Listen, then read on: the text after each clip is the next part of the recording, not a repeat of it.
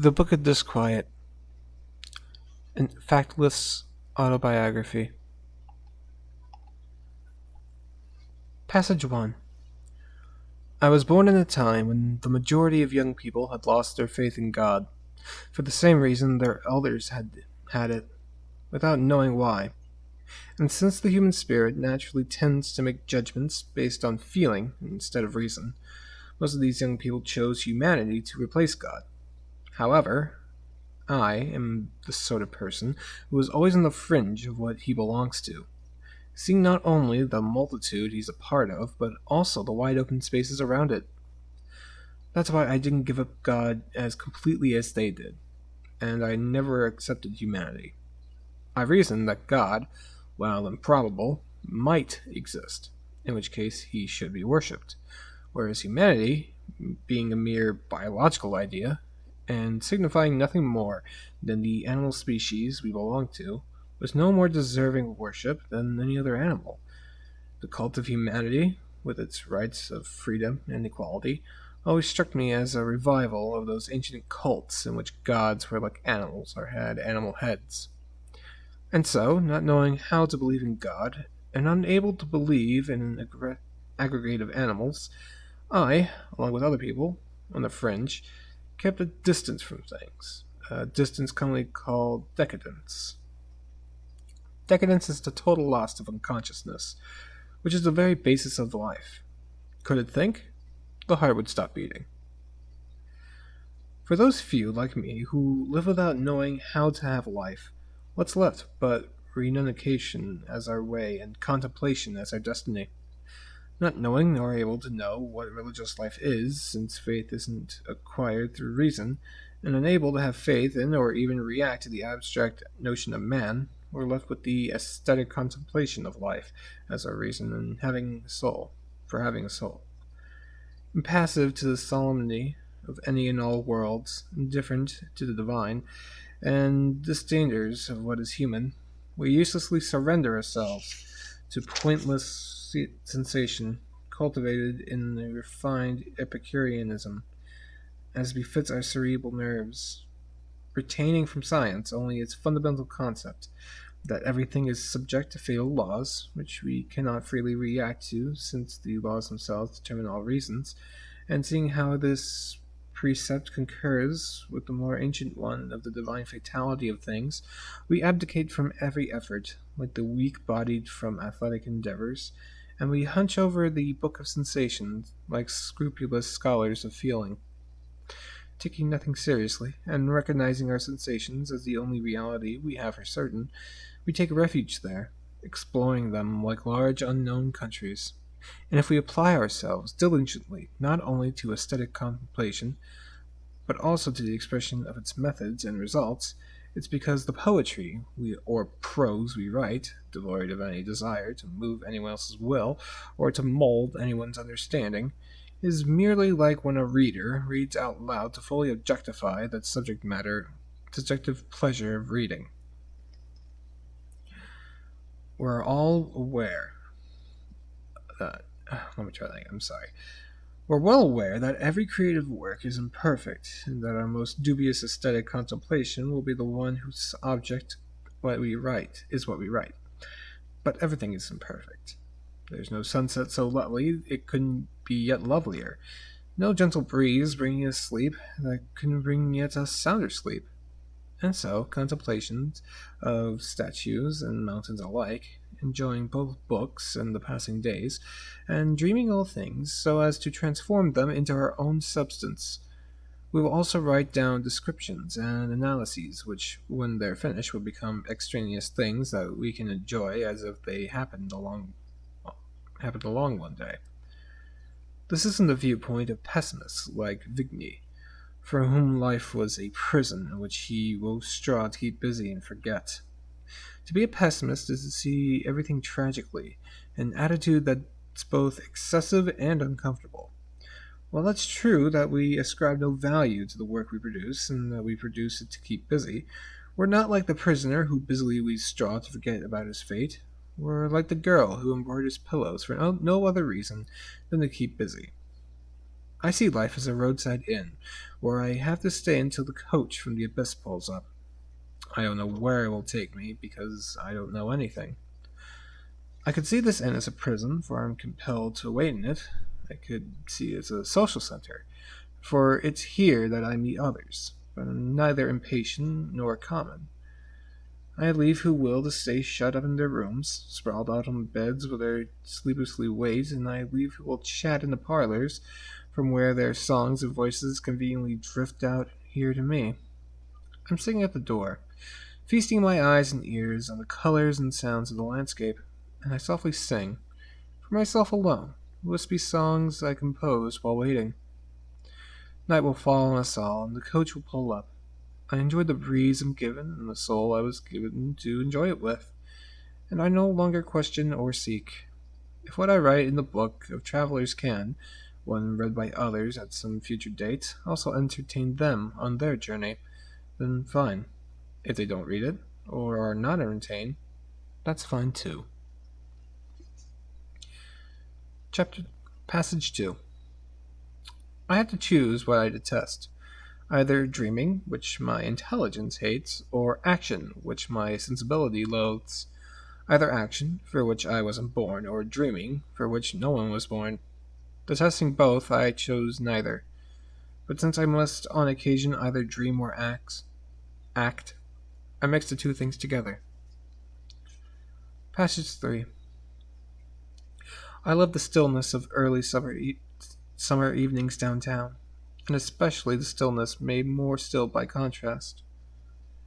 On the streets that seethe with activity by day, Rua do Arsenal, Rua de Alfandega, the side streets extending toward eastward from where the Rua de Alfandega ends, the entire street stretch along the quiet docks. Okay, I think I'm just going to try that again. I'm sorry, guys. Portuguese is not my strong suit. Passage 3. I love the stillness of early summer evenings downtown, and especially the stillness, made more still by contrast, on the streets that seethe with activity by day. Rua do Arsenal, Rua de Alfandega, the side streets extending eastward from where the Rua de Alfandega ends, the entire stretch along the quiet docks. All of this comforts me with sadness, when on these evenings I enter the solitude of their ensemble. I slip into an era prior to the one I'm living in. I enjoy feeling that I'm a contemporary of Cesario Verde, and that in me I have, not verses like his, but the identical substance of the verses that were his. Walking on those streets, until the night falls, my life feels to me like the life they have. By day, they're full of meaningless activity. By night, they're full of meaningless lack of it. By day I am nothing, and by night I am I. There is no difference between me and these streets, save them being streets and I a soul, which perhaps is irrelevant when we consider the essence of things. There is an equal abstract destiny for men and for things.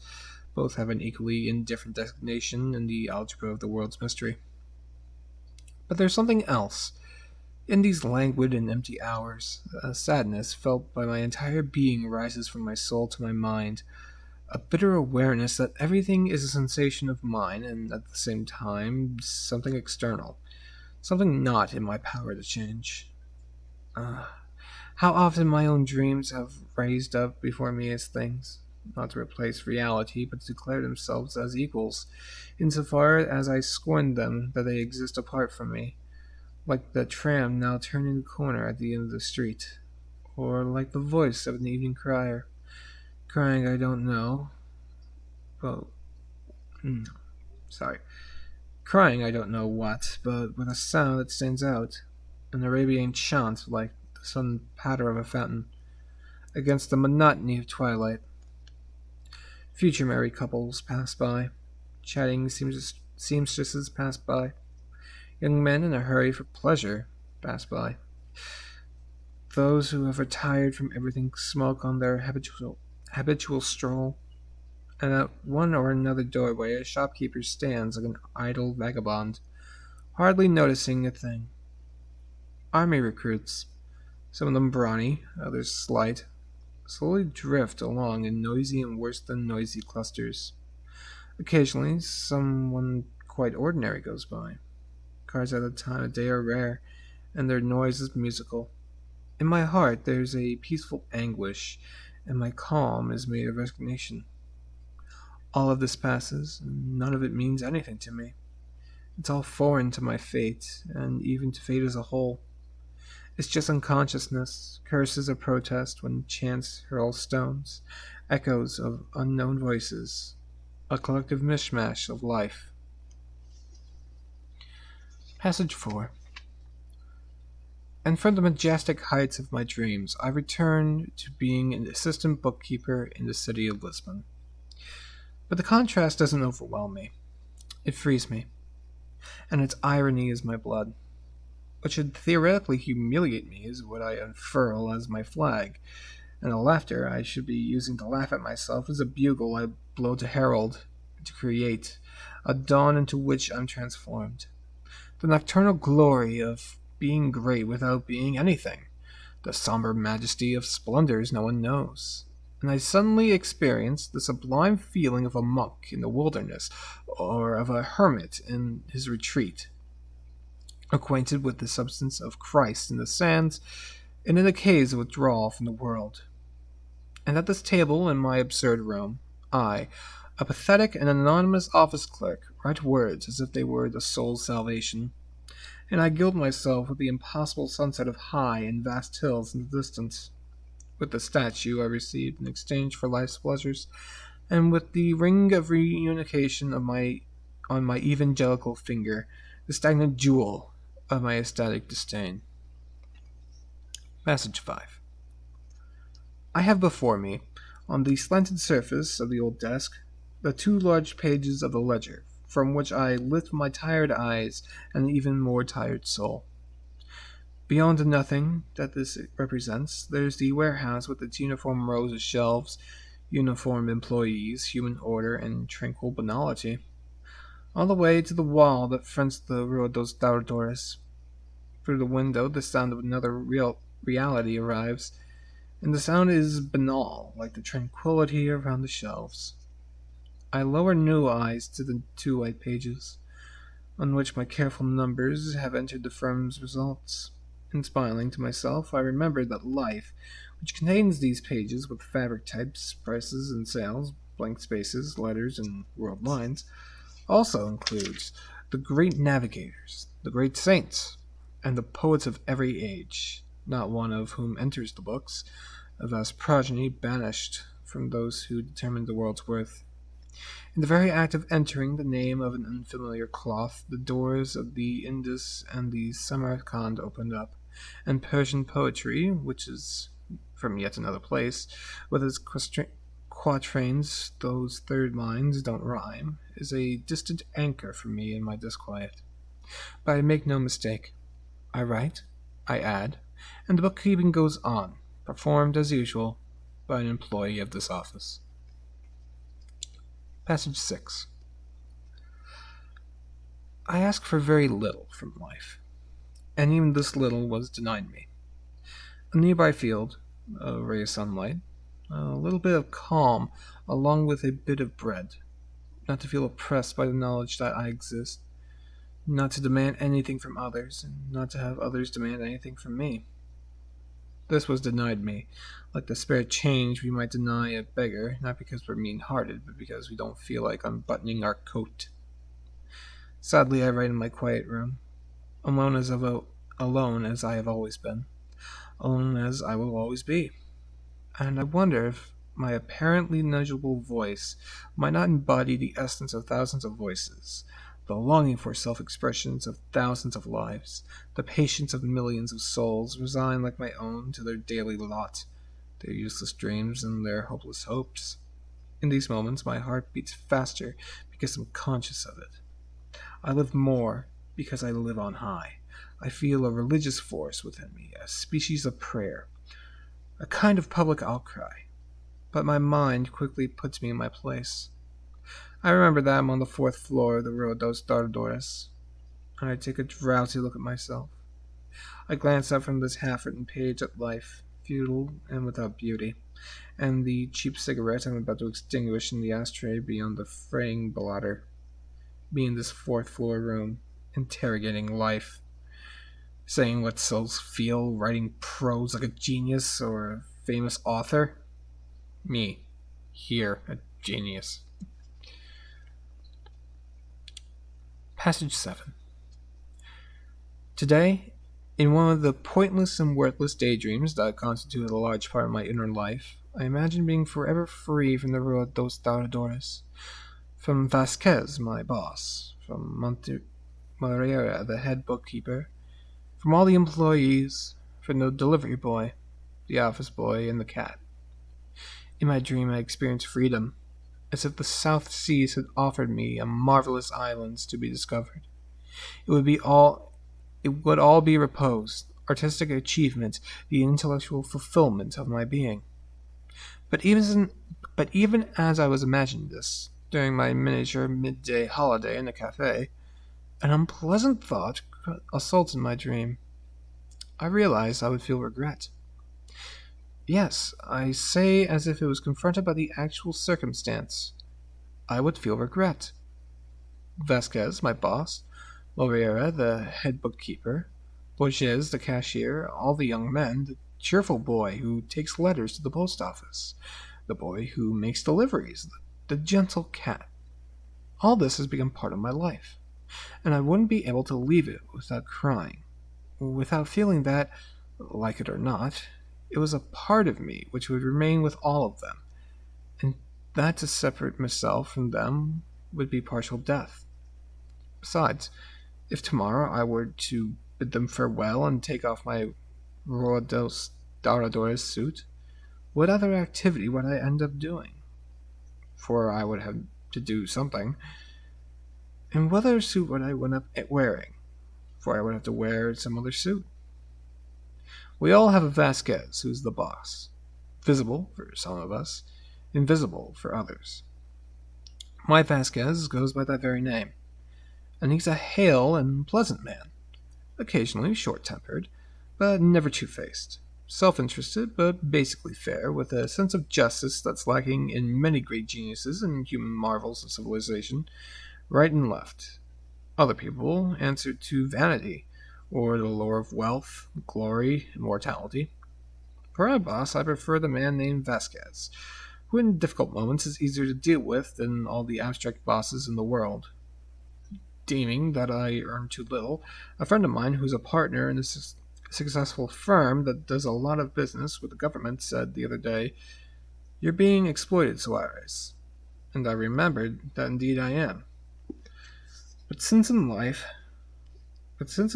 we must all be exploited, I wonder if it's any worse to be exploited by Vasquez and his fabrics than by vanity, by glory, by resentment, by envy, or by the impossible. Some are exploited by God himself, and by they are prophets and saints in this vacuous world. And in the same way that others return to their homes, I retreat to my non-home, the large office on the Rua dos Douradores. I arrive at my desk as a bulwark against life. I have a tender spot, tender to the point of tears, for my ledger, in which I keep other people's accounts, for the old inkstand I use, for the hunchback of Sergio, who draws up invoices a little beyond where I sit. I love all this, perhaps because I had nothing else to love, and perhaps also because nothing is worth a human soul's love. And so it's all the same. Should we feel the urge to give it, whether the recipient be the diminutive form of my inkstand or the vast indifference of the stars? Passage 8. Vasquez, the boss. At times I'm inexplicably hypnotized by Senor Vasquez. What is this man to me besides an occasional obstacle as the owner of my time in the daylight hours of my life? He treats me well, and is polite when he talks to me, except on his grumpy days when he's fretting about something and isn't polite to anyone.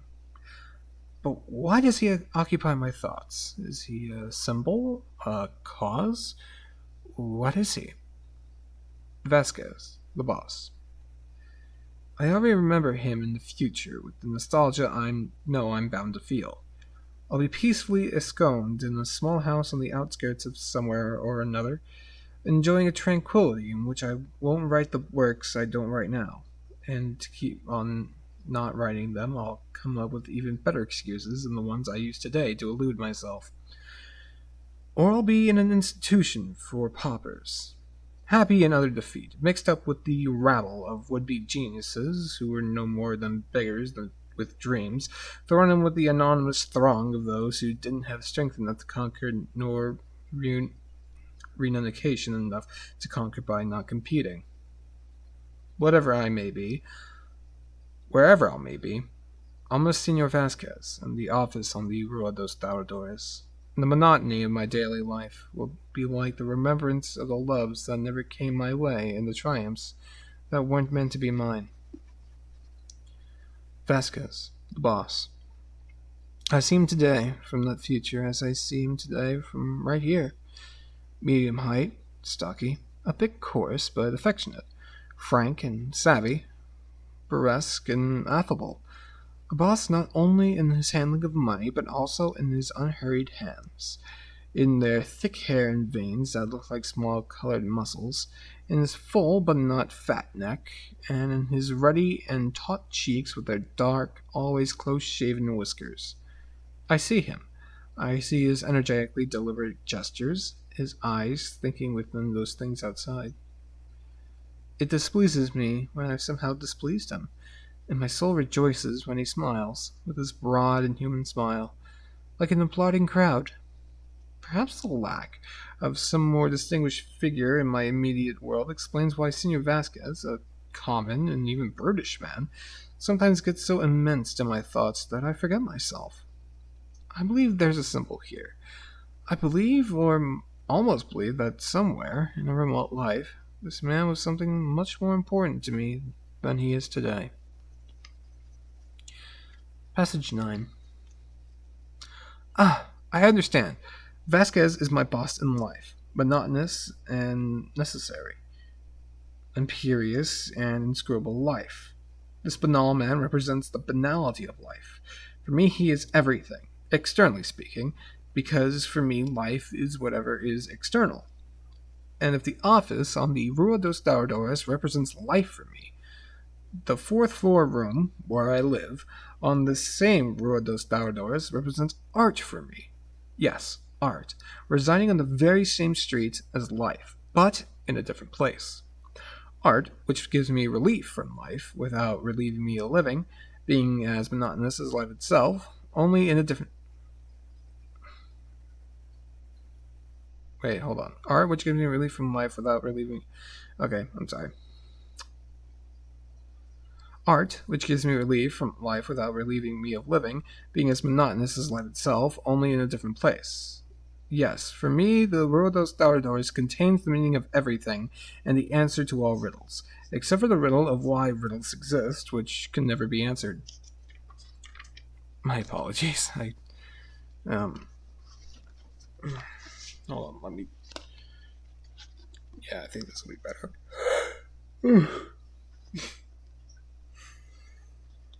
Alright, chapter 10. Not chapter, passage. Futile and sensitive, I'm capable of violent and consuming impulses, both good and bad, noble and vile, but never of a sentiment that endures, never of an emotion that continues, entering into the substance of my soul. Everything in me tends to go on to become something else. My soul is impatient with itself, as with a bothersome child. Its restlessness keeps growing and is forever the same. Everything interests me, but nothing holds me. I attend to everything, dreaming all the while. I note the slightest facial movements of the person I'm talking with. I record the subtlest inflections of his utterances, but I hear without listening. I'm thinking of something else, and what I at least catch is conversation, is the sense of what they said, by me or by him. And so often I repeat to someone what I've already repeated, or ask him again what he's already answered. but I'm able to describe, in 4 photographic words, the facial muscles he used to say what I don't recall, or the way he listened with eyes to the words I don't remember telling him. I'm 2, and both keeping their distance. Siamese twins that aren't attached. Passage 11. Litany. We never know self-realization. We are 2 abysses, a well staring at the sky. Before I continue, I just want to get you guys' opinion on this. You don't have to respond now, obviously, but, if this isn't like your cup of tea or anything, just let me know, and I can go play a game or something. Or I could, start up the Thief Lord again. In the meantime, I'm going to read passage 12. I envy, but I'm not sure that I envy, those for whom a biography could be written, or who could write their own. In these random impressions, with no desire other than random, I indifferently narrate my factless autobiography, my lifeless history. These are my confessions, and if in them I say nothing, it's because I have nothing to say. What is there to confess that's worthwhile or useful? What has happened to us that happened to everyone, everyone, or only to us? If to everyone, then it's no novelty, and if it's only to us, then it won't be understood. If I write what I feel, it's to reduce the fever of feeling. What I confess is unimportant, because everything is unimportant. I make landscapes out of what I feel. I make holidays out of my sensations. I can easily understand women who embroider out of sorrow, or who crochet because life exists. My elderly aunt would play solitaire throughout the endless evening. These confessions of what I feel are my solitaire. I don't interpret them like those who read cards to tell the future. I don't probe them, because in solitaire the cards don't have any special significance. I unwind myself like a multicolored skein, or I make string figures on myself, like those woven on spread fingers and pass from child to child. I take care only that my thumb not miss its loop. Then I turn over my hand and the figure changes, and I start over. To live is to crochet according to a pattern we are given, but while doing it the mind is at liberty, and all enchanted princes can stroll in their parks between one and another bold plunge of the hooked ivory needle. Needlework of things, intervals, nothing. Besides, what can I expect from myself?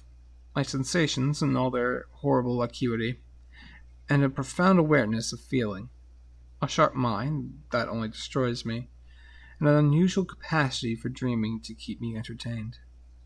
A dead will and a reflection that cradles it, like a living child.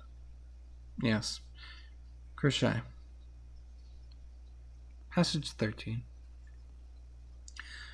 My deplorable condition isn't in the least affected by the words I joined together to form, little by little, my haphazard book of musings.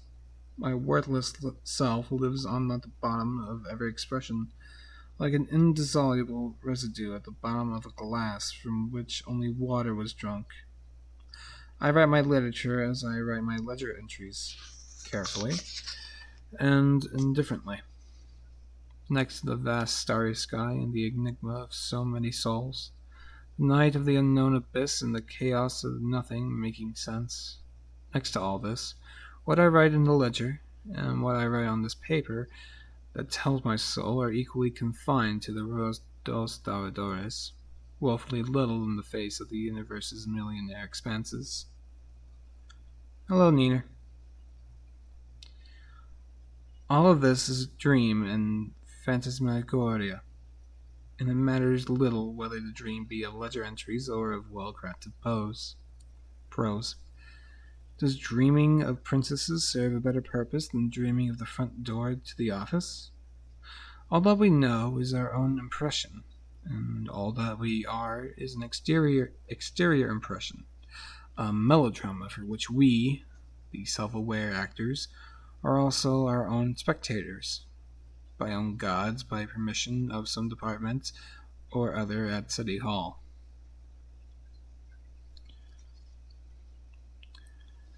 Anyway, hello Nina, how are you doing? This is the Book of Disquiets. I explained earlier about this book. I wonder if I could just get like a TLDR version. Basically, there was this guy back in the day who did a lot of writing. He's my favorite poet, and after he died, they found this chest filled to the brim with little entries, and that's basically this book. So, that's why you're going to catch me saying, passage instead of chapter.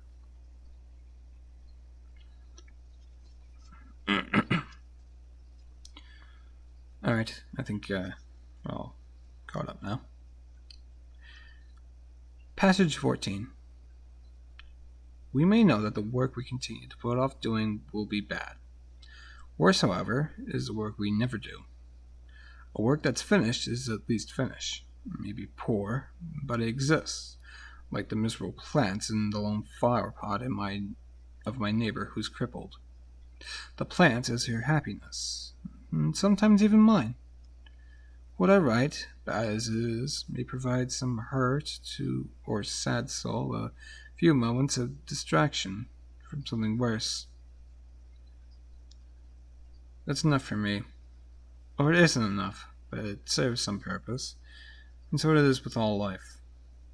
A tedium that includes the expectation of nothing but more tedium.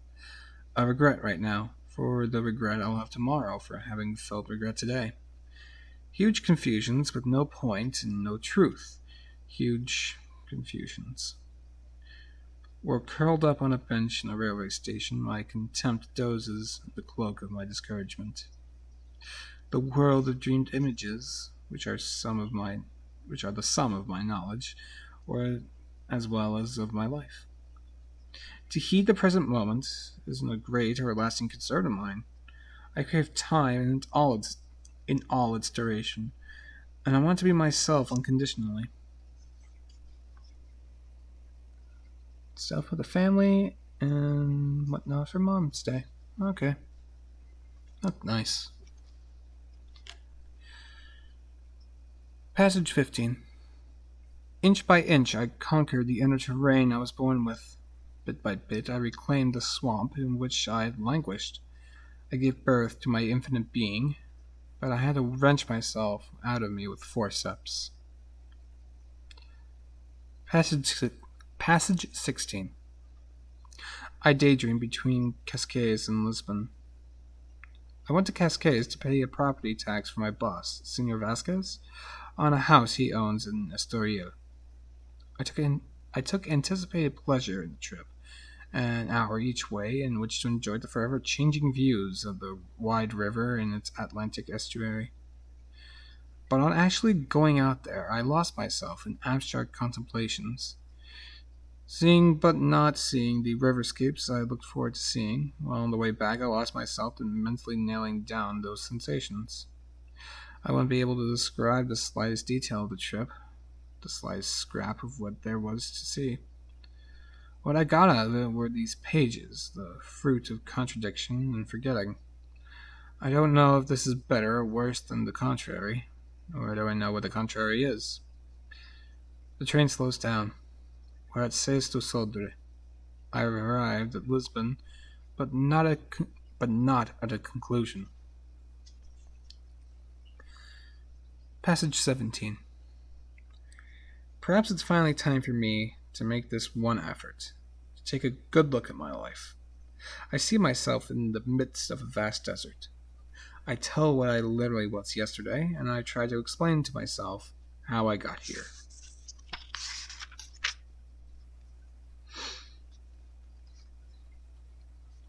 Passage 18. With merely a kind of smile in my soul, I passively considered the definitive confinement of my life to the Rua dos Dauradores, to this office, to the people who surround me. An income sufficient for food and drink, a roof over my head, and a little free time in which to dream and write, to sleep. What more can I ask of the gods or expect from destiny? I've had great ambitions and boundless dreams, but so has the delivery boy or the seamstress, because everyone has dreams. What distinguishes certain of us is our capacity for fulfilling them, or our destiny that they be fulfilled. In dreams I am equal to the delivery boy and the seamstress. I differ from them only in knowing how to write. Yes, writing is an act, a personal circumstance that distinguishes me from them, but in my soul I am their equal. I realize that there are islands to the south and great cosmopolitan attractions, and if I had the world in my hand, I'm quite sure I would trade it for a ticket to the Rua dos Dauradores. Perhaps my destiny is to remain forever a bookkeeper, with poetry or literature as a butterfly that aligns on my head, making me look ridiculous to the extent it looks beautiful. I'll miss Moriera, but what's that next to a glorious promotion? I know that the day I become head bookkeeper of Vasquez and Company will be one of the great days of my life. I know it with foretaste of bitterness and irony, but also with the intellectual advantage of certainty. Okay, I think I'm going to read 19, then wrap it up. Passage 19. In the cove on the seashore, among the woods and meadows that fronted the beach, the fickleness of inflamed desire rose out of the uncertainty of the black abyss. To choose the wheat or to choose the many was all the same, and the distance kept going, through cypress trees. The magic power of words in isolation, or joined together on the basis of sound, with inner reverberations and divergent meanings, even as they converge, the splendor of phrases inserted between the meanings of other phrases, the virulence of vestiges, the hope of the woods, and the absolute peacefulness of the ponds on the farms of my childhood of ruses, and also within the high walls of absurd audacity, in the rows of trees and in the startled tremors of what withers, someone other than me would hear from sad lips the confession denied to more insistent parties. Never again, not even if the knights were to come back on the road that was visible from atop of the wall, would there be peace in the castle of lost souls, or lances jangled in the unseen courtyard. Nor would any other name on the side of the road be remembered but the one which a knight would enchant, like the Moorish ladies of folklore, the child who later died to life and to wonder.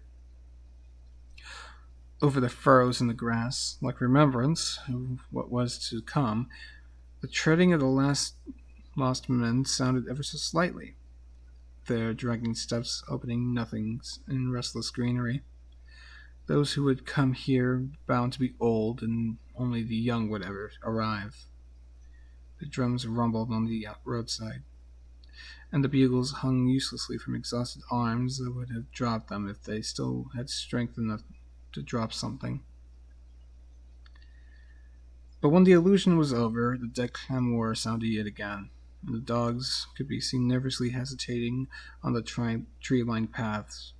It was all absurd, like mourning the dead, and princesses from other people's dreams strolled about freely and indefinitely. And that is where I'm going to end it for today.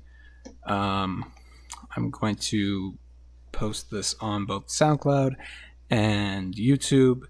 Be sure to check out the channel that I'm going to put in the description. And do with this whatever you do. If you like it, you know what to do. Until next time.